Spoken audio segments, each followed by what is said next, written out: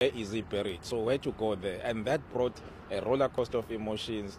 Even in myself, actually, I could feel the tears wanting to come out, and more especially members of family, I realized that. And two, where to go to a place where he actually died, where he fell.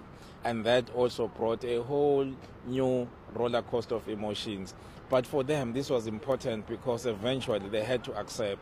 Then the last one, which was a bit difficult for me, was when we went to a mortuary to then view the remains of Nat Nakasa. What amazed me was the manner in which 50 years after, you still have at least 2/3 of him still remaining. And there also had a number of laws had to apply because we're not even allowed to get anywhere closer to him. But after a lot of persuasion, and also after his story was written in New York Times, we had to get some journalists to write his story, then the attitude changed. That helped us quite a lot. Because you've been so closely involved, it's almost become a part of, a part of you now. What do you think people should be taking away from this? I mean, it's more than just his remains coming home, but surely everyone's talking about this gentleman and how courageous he was and so forth. What are some of the lessons that you think the public can take away from this and from Nat Nakasa himself?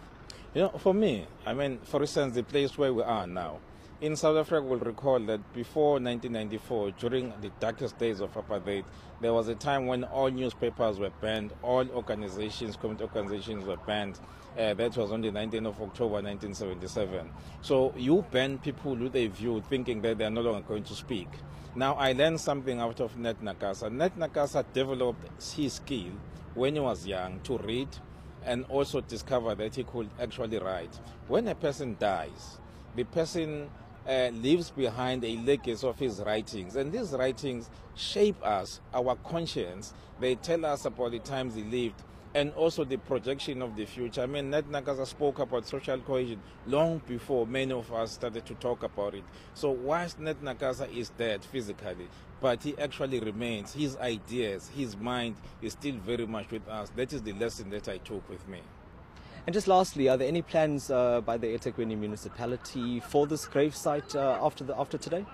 Oh yes, indeed, because as I was saying, Nat Nakasa is still talking to us. Here, there are many other people who died during the 1980s here in South Africa, and also during the days of United Democratic Front. There's a number of activists who are buried here. For some reason, the previous authorities decided that they were going to bury all of them this side of the cemetery. So all of these people are here. I think maybe in their own view, they were thinking that they were discriminating against them. So when we took over the administration of the city in 1994, we realized this. And then we thought maybe we should just now move on and formalize this part of the cemetery as a hero's acre. So council has given us a mandate. We're now going to be investigating, going around the world, viewing other monuments that they have, because we'll want this one to reflect, to have a modern look, but at the same time to reflect this township where we are, because where we are is a Chesterville, a township that was established when apartheid was introduced in place of Cato Manor, which was a non-racial community. Nat Nakasa got his consciousness by fighting against Cato Manor. So people that are here, therefore, are people that have to be recognized, who are going to have an open-air museum as a result. Okay, thank you, Mr. Ngcobo, for sharing that with us. Clearly quite a challenging journey, but obviously fulfilling at the end of it to bring Nat Nakasa home. That was eNCA reporter Desintatia live from Durban.